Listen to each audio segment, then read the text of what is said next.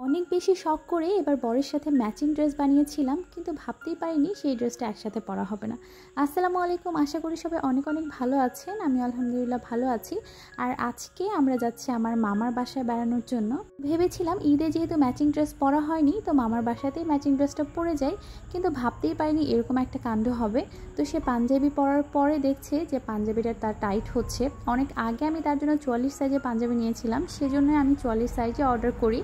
তারপর অনেক শখ করে তার জন্য পাঞ্জাবিটা আমি ব্লক করেছিলাম, আর ব্লক করতে গিয়েও যে ঝামেলাগুলো হয়েছিল, পরে আমাকে ওটার উপর আবার নর্মাল পেইন্ট করতে হয়েছে।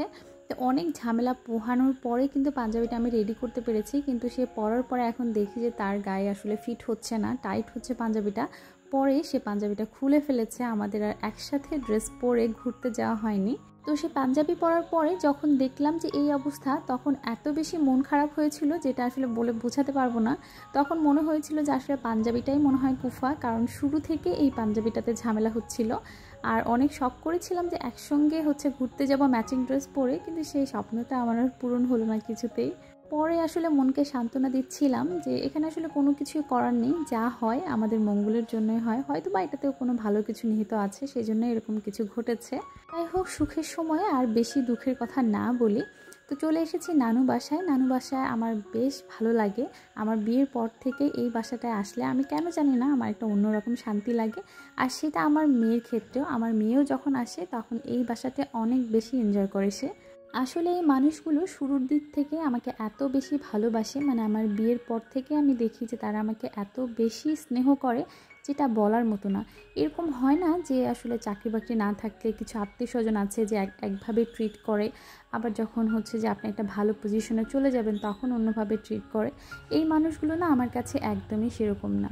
বিয়ের পরে যখন আমার বরের চাকরি ছিল না, আমার চাকরি ছিল না, তখন তারা আমাকে যেভাবে ভালোবাসতো, যতটা আদর যত্ন করতো, এখনও ঠিক সেরকমই আছে। এটা আসলে আমাকে অনেক বেশি শান্তি দেয়। তো মামার বাসায় এসে তো অনেক খাওয়া দাওয়া হলো। আমি চাচ্ছিলাম যে মামি যেন মাংস বাদে অন্য কোনো আইটেম রান্না করে। সাধারণত দেখা যায় যে মাংস রান্না করলে মামি মাংসের সাথে আরও যে ভাজি, ভর্তা, এরকম অনেক আইটেম করে। তো আমি চাচ্ছিলাম যে মাংস বাদে যে কোনো আইটেম যেন থাকে। যাই হোক, সজনে দিয়ে মাছ রান্না করেছে, যেটা আমার অনেক পছন্দের। তারপর আবার মামি রান্না করেছে কাউনের পায়েস, অসম্ভব টেস্টি ছিল। মজার মজার খাবার খেয়ে এখন চলে যাচ্ছি বাসায়, কারণ আগামী দিন আবার আমাদের বাসাতে গেস্ট আসবে। আর এই ড্রেসটা আমার নানি আমাকে ঈদে গিফট করেছে। ড্রেসটা মাশাল্লাহ আমার অনেক বেশি পছন্দ হয়েছে, আর ড্রেসের যে কালারটা, এটা আমার অনেক বেশি ভালো লেগেছে। যাই হোক, মামির বাসা থেকে বের হওয়ার পরে বরাবর ভালোবেসে একটা পান কিনে দিয়েছে। পান খেতে খেতে এখন বাসা যাচ্ছি। সবাই অনেক অনেক ভালো থাকবেন। আল্লাহ হাফেজ।